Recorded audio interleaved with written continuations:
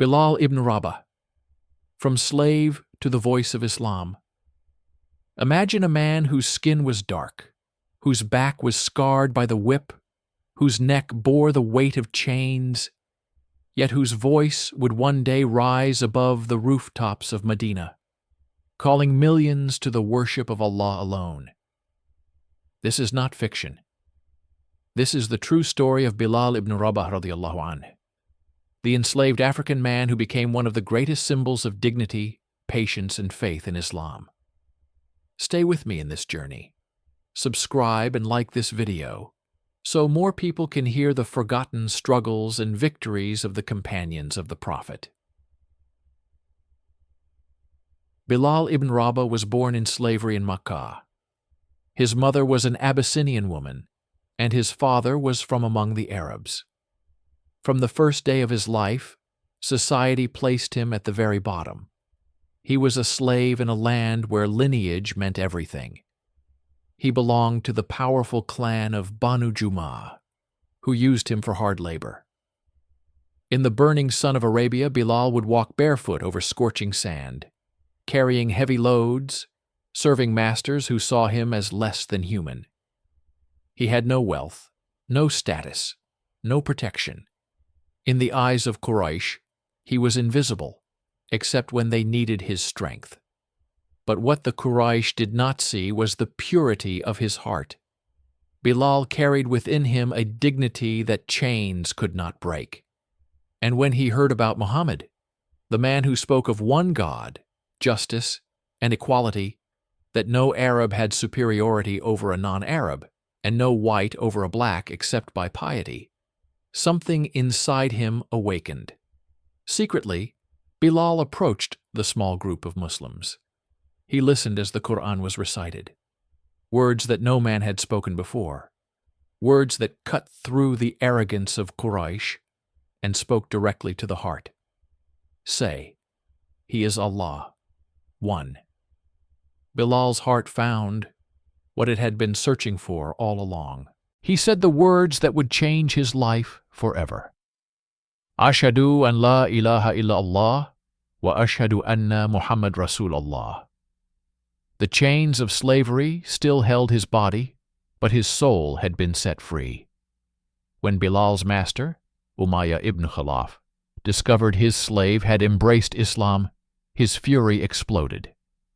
For the Quraysh elite, Islam was already a threat.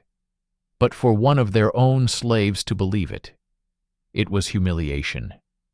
They wanted to crush both Bilal's body and his faith.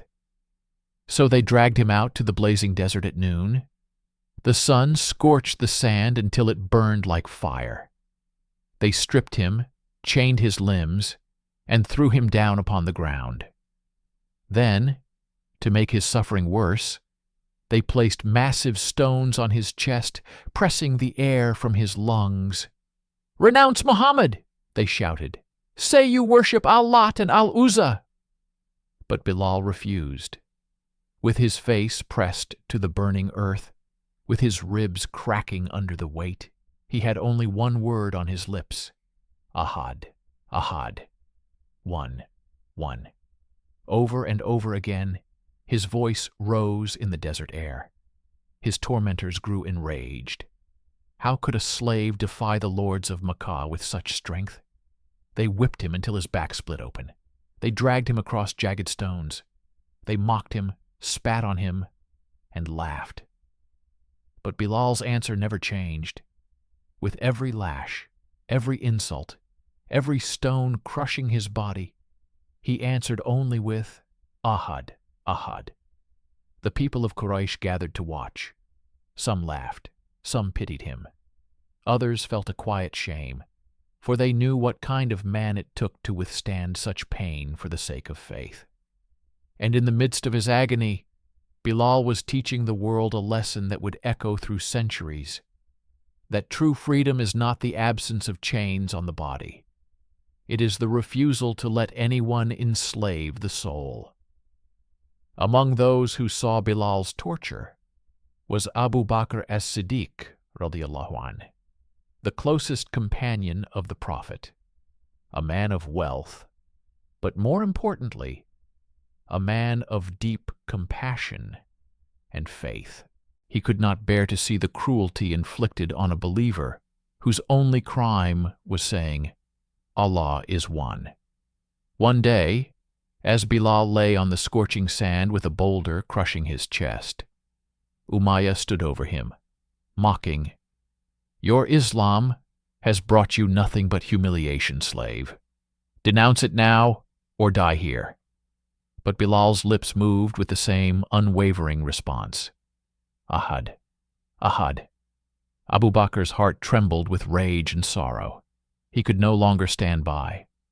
Approaching Umayyah, he said firmly, "Will you kill a man simply because he says, 'My Lord is Allah'?" Umayyah sneered. "This man is mine, Abu Bakr. He is my property. If you care so much for him, buy him." Without hesitation, Abu Bakr offered his wealth. Gold and silver exchanged hands, and Bilal was set free. But Umayyah, bitter with spite, mocked as he handed over the chains. "I would have sold him for less than this." Abu Bakr's reply cut sharp, dignified, and final. "By Allah, I would have bought him for 100 times more." The chains fell away. For the first time in his life, Bilal stood not as a slave of men, but as a free servant of Allah. His bruises still burned, his wounds still bled, but his heart overflowed with gratitude. He walked not as a broken man, but as one whom Allah had honored with faith. From that day forward, Bilal was no longer known as the slave of Umayyah. He was Bilal ibn Rabah, the freedman of Abu Bakr, and more importantly, the servant of Allah. And yet, his journey had only just begun. His voice, which had once cried Ahad in pain, was soon to rise in beauty and power, becoming the voice of Islam itself. When the Muslims finally migrated to Medina, their community began to grow stronger. They built the first masjid, Masjid Quba, then later the Prophet's Mosque in Medina. But with this new life came a practical question. How would the believers be called together for prayer? Some suggested using a horn like the Jews. Others proposed a bell like the Christians. But the Prophet rejected these. Islam would not imitate others. It would have its own unique call. One night, a companion, Abdullah ibn Zayd radiallahu anh, saw a dream in which a man carried a bell. Abdullah asked him in the dream, "Would you sell me that bell so we can use it to call people to prayer?" The man replied, "Shall I not guide you to something better?" Then he recited the words that would become the adhan. Allahu Akbar, Allahu Akbar, Ashhadu an la ilaha illa Allah, Ashhadu anna Muhammadan Rasulallah, Hayya ala salah, Hayya ala al-falah, Allahu Akbar, la ilaha illa Allah. When Abdullah told the Prophet about his dream, the Prophet said, "This is a true dream. Teach these words to Bilal, for he has the most beautiful and powerful voice among you." And so the honor of being the first mu'adhin, the caller to prayer, was given to Bilal ibn Rabah, radiyallahu anh. Climbing to the rooftop of the masjid, Bilal's voice filled the streets of Medina. For the first time in history, the call to prayer echoed across the city. Allahu Akbar, Allahu Akbar. The believers' hearts trembled with joy. Tears flowed down faces. Neighbors paused, children listened, and even enemies of Islam heard the words that would forever mark the identity of this new community. The same voice that once cried Ahad in the burning sands of Makkah was now rising freely, beautifully, proclaiming the oneness of Allah to the world. Bilal was no longer just a freed slave. He was the voice of Islam. Bilal radiyallahu anh was not only the mu'adhin of Islam, he was one of the closest companions of the Prophet. He stood by his side in every trial, every battle, every hardship. His loyalty was unwavering, When the Muslims marched to Badr, the first great battle in defense of Islam, Bilal carried his faith into the battlefield. There he faced his former master, Umayyah ibn Khalaf, the very man who had chained and tortured him under the sun of Makkah. When the fighting began, Bilal's eyes fell upon Umayyah. The memory of the stones, the whips, the jeers, they all came flooding back.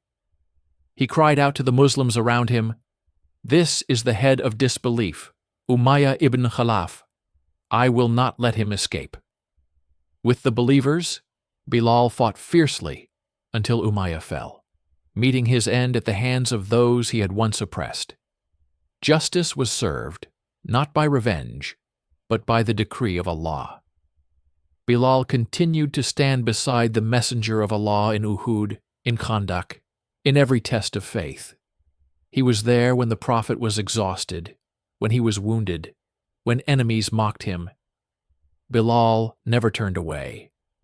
And in the moments of joy, too, Bilal's voice lifted the hearts of believers. Each time his adhan rang through Medina, people knew the prayer was about to begin. The messenger was among them, and Allah was above all. But the most powerful moment of Bilal's life would come years later, when Makkah itself, the city that once tried to crush him, would hear his voice rise from its most sacred place. 8 years after the Hijrah, the Muslims marched back to Makkah, not as outcasts, but as victors. 10,000 believers entered the city that once had driven them out. Quraysh, who had mocked and tortured, now stood powerless. The Prophet Muhammad entered humbly, his head lowered upon his camel in gratitude to Allah. There was no pride, no arrogance. The idols around the Kaaba were shattered, and the house of Allah was purified once again. Then came a moment that would echo through history. The Messenger of Allah turned to Bilal ibn Rabah radiyallahu an, the man once chained and beaten in these very streets, and commanded him to climb atop the Kaaba itself. Bilal's heart must have raced. The same Quraysh who had dragged him across the burning sand now watched as he ascended the most sacred place on earth. His dark skin, his scarred body, his freedman's status, none of it mattered now. What mattered was his faith. And then, with a voice that shook the city, Bilal called out, "Allahu Akbar, Allahu Akbar." The adhan filled the valleys of Makkah. For the first time, the words of Tawheed rose above the idols, above the palaces of Quraysh, above the whispers of arrogance. Some of the old chiefs of Quraysh looked on with bitterness. One muttered, "Could Muhammad find no one better than this black slave to stand on the Kaaba?" But Allah exalted whom He willed. Abu Bakr turned to that man and said with sharp truth, "By Allah, this voice is more honored with Allah than yours." In that moment, the world witnessed the true meaning of Islam, that honor is not by wealth, nor lineage, nor color, but by taqwa, by piety and devotion to Allah. The boy once despised as a slave now stood as a symbol of Islam's triumph. His voice, once silenced by chains, now rose freely, echoing across the land of revelation. When the Messenger of Allah passed away, the entire city of Medina was drowned in grief. The companions wept as though the sun itself had been taken from the world. For Bilal, the pain was unbearable. He had spent years calling the believers to prayer, always turning to see the blessed face of the Prophet appear at the masjid. Now that face was gone. When the time for Fajr came, Umar ibn al-Khattab radiyallahu anhu and Abu Bakr radiyallahu anhu asked him to call the adhan as usual. Bilal began, "Allahu Akbar, Allahu Akbar." But when he reached the words, Ashhadu anna Muhammadan Rasulullah, I bear witness that Muhammad is the messenger of Allah, his voice broke. He could not continue.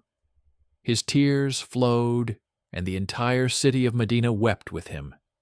The sound of his sobs carried into the streets, reminding every believer that the messenger would no longer walk among them. From that day, Bilal could not bring himself to call the adhan again in Medina. Every word was a knife in his chest. With the permission of Abu Bakr radiallahu anhu, he left the city and went to live in Sham, modern-day Syria, dedicating himself to worship and remembrance. Years later, Umar radiallahu anhu traveled to Sham and met Bilal. The Muslims there pleaded, "O Bilal, call the adhan for us just once." Bilal hesitated, but at last he agreed. As his voice rose once more, Allahu Akbar, Allahu Akbar, the old companions who were present broke down in tears. It was as if the Prophet himself had returned. Umar's beard was soaked with tears, and the believers clung to each other, overwhelmed by memories. Bilal ibn Rabah radiallahu anh lived out the rest of his life with honor, devotion, and patience. He passed away in Damascus, far from Makkah and Medina, but close to Allah. His grave became a place where Muslims remembered the man who once cried, Ahad, under torture, and later lifted the adhan over a liberated Kaaba. His story did not end with his death. It lives on as a lesson to all believers, that Allah raises whom He wills, and that true honor lies not in wealth or power, but in faith, steadfastness, and the courage to say, Allah is one, no matter the cost.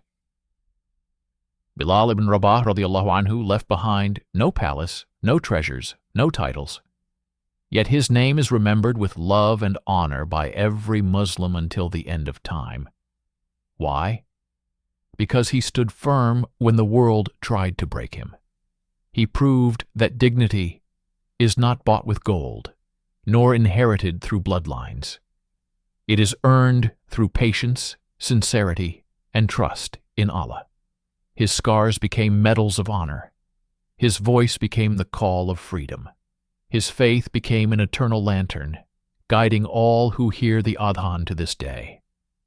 The lesson of Bilal's life is clear. If you are oppressed, know that Allah sees you, and your patience is not lost. If you are underestimated, remember that Allah raises whom He wills. If you are tested, know that the sweetness of Jannah is worth every hardship.